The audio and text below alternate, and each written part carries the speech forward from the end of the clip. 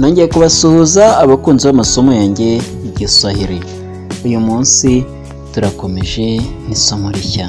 Isomo rya none tugiye kurebera hamwe uburyo umuntu ashobora gufata urugendo akerekeza ahantu bakatira amatike, hanyuma ashaka kujya nko hanze y'igihugu. Twafashe nk'umuntu wari uri kwerekera Kampala, ubwo aho yavaga ashaka kuba ava Kigali, ashaka kuba ava no mu wundi mujyi runaka yerekerayo. Turi bubonere ikiganiro cyiza kuko nta gihe na kimwe tudakora ingendo, kandi hari ubwo dukenera gukora ingendo noneho tukaba twahura n'abantu bavuga Igiswahili wenda ari nabo ubuzima tugezemo, bikaba byatworohera. Niyo mpamvu rero ko ishuri ryacu rifasha abantu benshi. Ndizera ko hari n'ibyo biganiro bindi twagiye dukora biteye bitya, bigaragaza ugura n'ugurisha baganira, bigaragaza mu iduka, mu isoko uko bigenda, abaguzi n'abagurisha. Ibyo ngibyo mwagiye mubikunda, twarabibonye. Uyu munsi rero noneho tugiye gutangira. Turasaba kugira ngo mukurikire isomo, nyuma yo kurirangiza muraba mubasha kuba namwe mwabasha kujya nko gutega imodoka, hanyuma mukabigitega mukoresheje ururimi rw'Igiswahili. Ikiganiro rero cyabaye hagati y'abantu babiri. Wa mbere yitwa Karani wa Tiketi, ari wo babandi twita abakateri, bano bakata amatike. Hanyuma witwa Joseph akaba ari we wari urimo gutega. Mbere yuko rero dutangira, turabanza tureba amagambo turi buze kwifashisha. Noneho muri iki kiganiro cyacu hariho ijambo ryitwa Karani wa Tiketi. Tiketi akaba ari ukata amatike. Safari ni urugendo. Kusafiri ni ukugenda n'ikinyabiziga, kuko kusafiri kwa basi ni nko kuvuga kugenda na bisi. Hanyuma iyo ari ukugenda bisanzwe n'amaguru tuvuga kutembea kwa miguu. Tubone musafiri. Musafiri ni umugenzi. Tubonemo ijambo basi rivuga bisi. Tubonemo ijambo basi la kawaida. Tubone bisi isanzwe. Tubone basi la kustarehe. Tubone bisi twakita nka VIP. Kumradi. Tubone nauli. Nauli ni ikiguzi cyangwa se tarifu kwa kundi twita. Hanyuma nauli ya kwenda ni ikiguzi cy'urugendo. Kesho kutwa ni ejo bundi hazaza. Kesho ni ejo hazaza, hanyuma kesho kutwa akaba ejo bundi hazaza. Kiti ni intebe, ko turi buze kubona intebe n'ubundi ya bisi. Viti vya nyuma ni intebe z'inyuma. Tubonemo ijambo sangapi, sangahe. Tubonemo ijambo asubuhi rivuga mu gitondo. Mchana rivuga amanywa, na jioni bivuga umugoroba.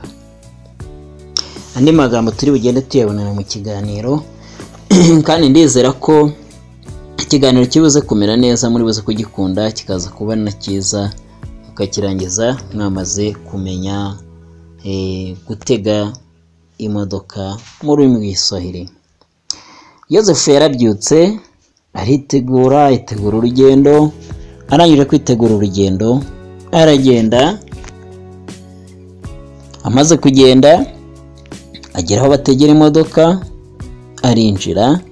Yinjiye ahita ukata amatike aramubwira ati habari za leo. Joseph ati nzuri. Ni amakuru y'uyu munsi. Joseph ati ni meza, nzuri. Habari za kazi. Ubwo ni Joseph uri kubwira wundi ukata amatike ati amakuru y'akazi. Undi ati ni nzuri, karibu, nikusaidie nini? Ati amakuru y'akazi ni meza, urakaza neza, ngufashe iki? Joseph ati ninataka kusafiri, ndashaka kugenda. Ukata amatike ati unakwenda wapi? Uri kujya he? Joseph ati ninataka kwenda Kampala. Gushaka kujya Kampala. Je, kuna mabasi ya Kampala? Ese hari amabisi ya Kampala? Naam. Ukata amatike ati yego, naam. Kuna mabasi ya aina mbili. Hari amabisi y'ubwoko bubiri. Mabasi ya starehe na mabasi ya kawaida. Mabasi ya starehe na amabisi yandi twisa ya VIP, amabisi nyine agendamwe abantu ariko bisanzuye mu mutuzo nta muvundo. Hakaba n'izindi bita basi za kawaida, ubwo ntabwo zari VIP n'izisanzwe nyine. N'ibiciro biba bitandukanye. Hanyuma arakomeza ukata amatike, wewe utapenda kusafiri kwa basi la aina gani? Wewe urashaka kugenda na bisi y'ubuhe bwoko? Ukata amatike wera amaze kumubaza. Joseph ati nitapenda kusafiri kwa basi la starehe, ndagenda na bisi ya VIP.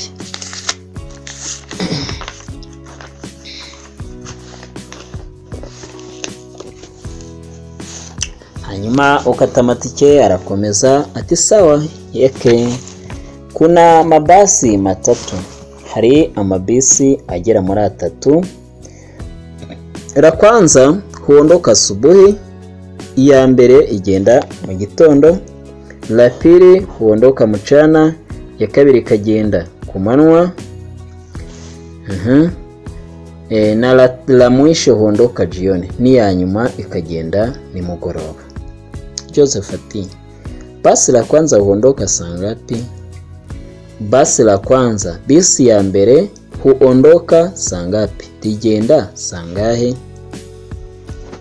Hanyuma karani wa tiketi ati basi la kwanza, bisi ya mbere huondoka saa 11 asubuhi, rigenda saa 11 za mu gitondo, na hufika Kampala saa 2 asubuhi kesho yake.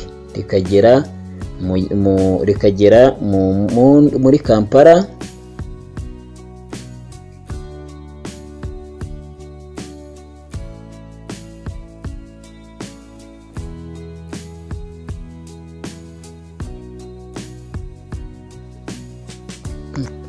saa 2 za mu gitondo bukeye bwaho. Hanyuma Joseph ati na lapirije ya kabiri yo bite?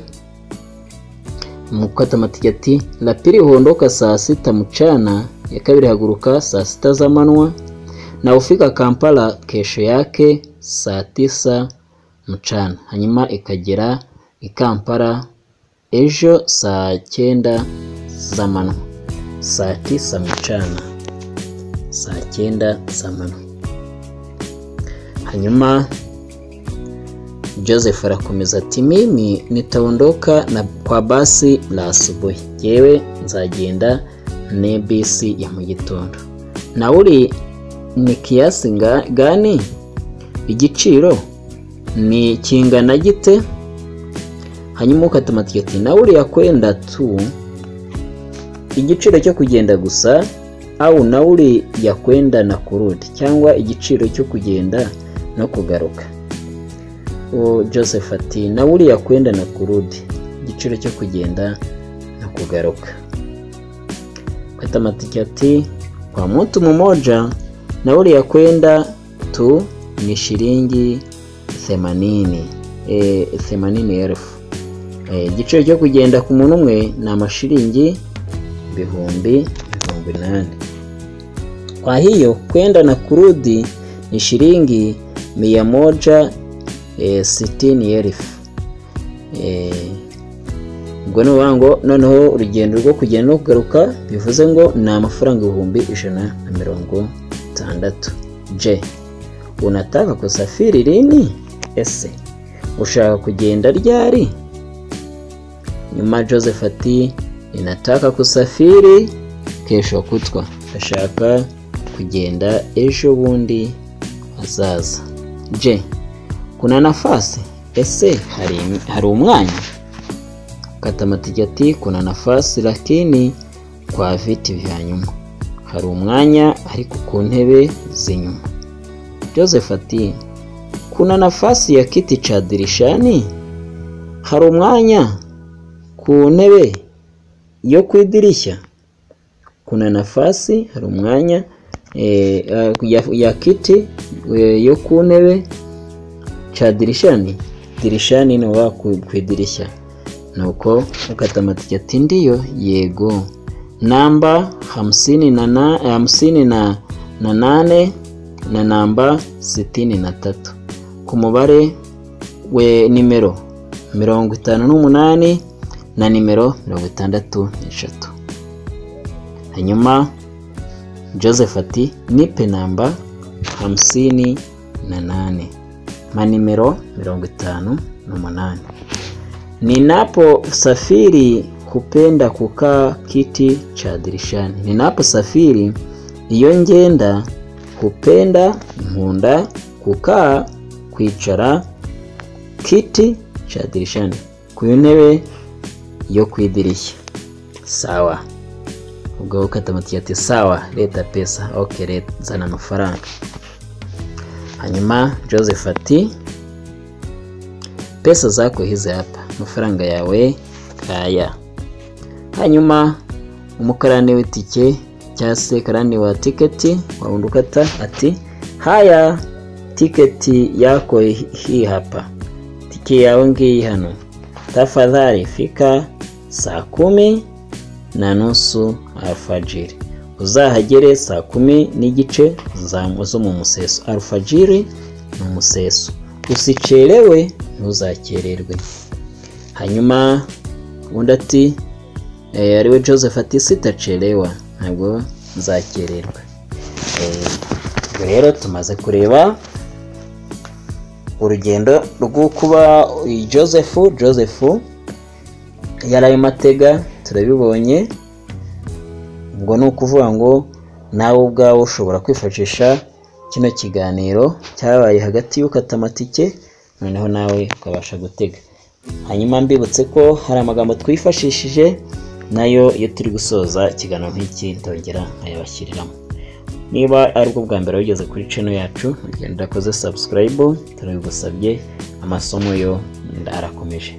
Ninawapenda sana, napenda sana kabisa, ndabakunda cyane rwose. Hanyuma tuzakomeza ubutaha. Kwa heri, Mungu awarinde.